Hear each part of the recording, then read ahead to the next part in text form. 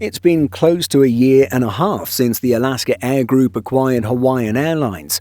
Under the umbrella of this airline group exists 3 carriers totaling over 400 aircraft: Alaska Airlines, Hawaiian Airlines, and Horizon Air.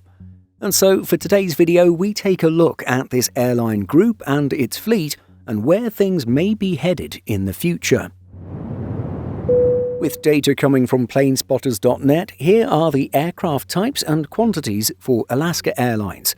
We have 14 737-700s, 61 737-800s, 79 737-900ERs, 14 737 MAX 8, and finally 80 737 MAX 9s. Operating regional services appear to be 89 Embraer E175s. Flying these services for the group, some of these jets are technically operated by SkyWest Airlines, while others are operated by Horizon Air. And then for Hawaiian's 76 aircraft strong fleet, we have 18 A321neos, 24 A330-200s, 19 717-200s, and finally 5 787-9 Dreamliners. There are also 10 A330-300 converted freighters that are operating on behalf of Amazon Prime Air. For aircraft yet to be delivered, CH Aviation says that Alaska Airlines has 63 Boeing 737 MAX 10s on order and just 6 737 MAX 8s. On the Hawaiian side, CH Aviation says that there are 5 787-10s on order as well as 1 787-9. We rechecked the site on January 8th and it looks like the data may be out of date at this point, since on January 7th, Alaska Airlines placed a massive order for more Boeing jets. This includes a firm order for 105 Boeing 737 MAX 10s, with options for an additional 35 planes, as well as a firm order for 5 Boeing 787-10s, representing the exercising of previous options. In terms of changes in recent years, let's start with 2024 and the infamous door plug incident on board an Alaska 737 MAX 9. For the few who are completely unaware of the incident, check out this video here to learn what happened. But as it relates to fleet changes, this aircraft never returned to service after what happened in January 2024. Indeed, the jet, now a little over 2 years old, had its ownership transferred over to Boeing. Alaska also retired 6 737-900s over the course of 2024.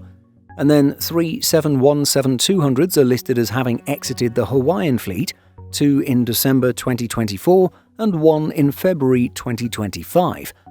With all 3 airframes acquired after being retired from Delta in June 2023, we're not actually sure if these aircraft actually entered service with Hawaiian or if they were just purchased for spare parts. And then on the Alaska Airlines side, 6 737-900s were retired over the course of 2025. On the topic of Hawaiian 717s, well, they aren't getting any younger and are in fact 24 years old on average and ripe for replacement. There's been a good deal of industry and enthusiast speculation, primarily centered around 2 aircraft of a similar size, the Airbus A220 as a top choice, followed by the Embraer E195-E2. In addition, other slightly larger candidates such as the Airbus A319 and the Boeing 737 MAX 7 have also been mentioned. The A220-100's capacity near perfectly matches the 717-200's, while it's a bit higher for the E195-E2. For the time being, no choice has been made, and we can only make guesses as to what the airline group might do. Qantas Link could be a good example of the direction Hawaiian may be headed. Being a major 717 operator that retired its fleet in late 2024, Qantas Group decided to replace its 717s with Airbus A220s, stating, "Following more than 2 decades of service in the Qantas Group, connecting Australian capital cities and regional hubs and supporting the resource sector in the West, the fleet of 20 Qantas Link 717 aircraft are being replaced by 29 new fuel-efficient Airbus A220s as part of the Qantas Group's fleet renewal program, which will reshape its domestic and regional network over the next decade and beyond." The biggest question for Hawaiian and its parent company Alaska Air Group is whether or not there is a perceived need to upgauge to larger aircraft for the inter-island routes operated by the 717s. If so, then the rather unpopular A319neo could be a decent choice as it harmonizes with Hawaiian's existing A321neo fleet, although the competing 737 MAX 7 could work as well, as Alaska Airlines already has extensive Boeing 737 operations and an established supply chain. We'll really just have to wait and see.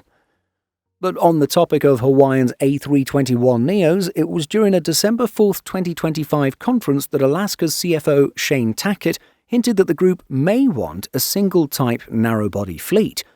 Many industry analysts interpret this as a signal that Alaska is seeking a replacement for the A321neo, allowing the airline to retain an all-Boeing narrow-body fleet and maintain the same benefits it experienced after retiring the last ex-Virgin America aircraft. As noted earlier, replacing the A321neo with Boeing aircraft would also align well with Alaska's existing fleet and operational expertise. We've covered this topic already in a recent video, but the MAX 9 or MAX 10, once it enters service, could sufficiently cover most, if not all, of Hawaiian's operations to the US mainland. Despite Alaska's preference for fleet simplicity, Mr. Tackett does also see an alternate path forward in keeping and even expanding Hawaiian's fleet of A321neos. In fact, he stated, "If Alaska saw a line of sight to doubling the size of the A321neo fleet, we would pursue the opportunity." Seeing the situation through this lens, Hawaiian's Airbus aircraft are deeply integrated into the airline's route network and serve a purpose that Boeing's narrow bodies cannot perfectly replicate. At the same time, Hawaiian has already established A321neo operations and logistics, and so with new aircraft being in short supply with lengthy backlogs, it might result in A321neo operations being the smarter choice despite the increased fleet complexity.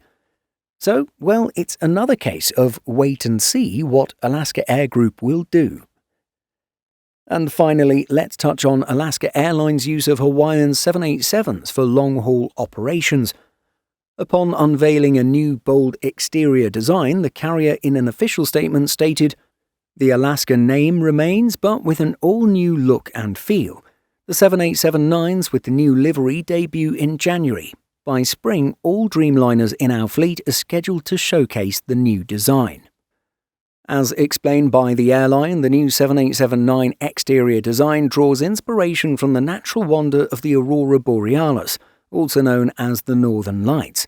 It's a palette of deep midnight blues and lush emerald greens that are said to channel the aurora's energy and spirit into the carrier's brand.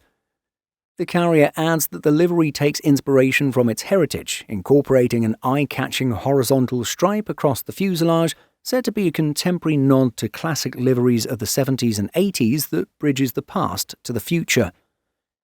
With this news, the airline group also confirmed that Alaska Native on Alaska narrow-body aircraft and Pualani on all Hawaiian Airlines aircraft flying to, from and within the Hawaiian Islands are not going away. Rather, they will remain unchanged as essential elements of the brand's legacies and history. Some Hawaiians aren't happy about the livery.